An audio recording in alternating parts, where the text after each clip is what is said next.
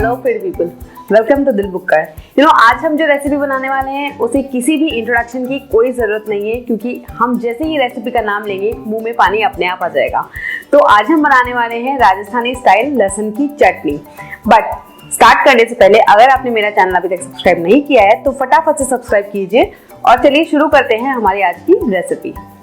200 ग्राम के लगभग लाल मिर्च हमने यहाँ पर लिए, अच्छे से धोकर और उनके एजेस हटाकर हम इसे पीस रहे हैं। इसके बाद में हम लेंगे यहाँ पे लहसुन के कम से कम 25 से 30 गुले हमने लिए हैं छील के।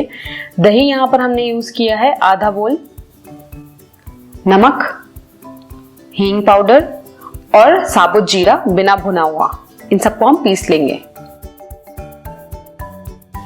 हमारी चटनी जो है वो बिल्कुल पिस के तैयार है। आप चाहें तो इसे कच्चा भी खा सकते हैं, बट हम इसे फ्राई करेंगे, इससे टेस्ट और इंक्रीज हो जाएगा।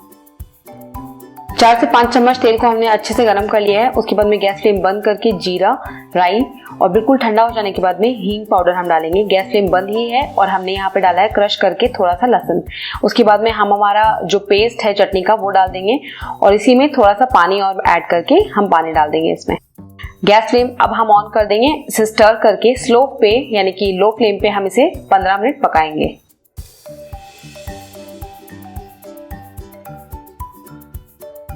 पंद्रह मिनट हो चुके हैं, लेट्स चेक।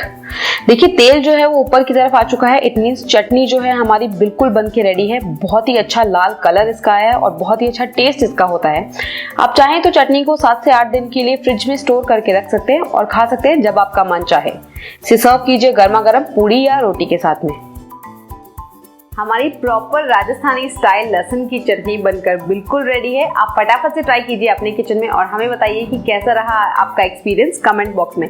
अगर आपको रेसिपी अच्छी लगी तो लाइक कीजिए, अपने फ्रेंड्स के साथ शेयर कीजिए और चैनल को सब्सक्राइब करना बिल्कुल ना भूलें। मेरी नेक्स्ट रेसिपी के लिए वेट कीजिए। तब तक के लिए टाटा बाय बाय।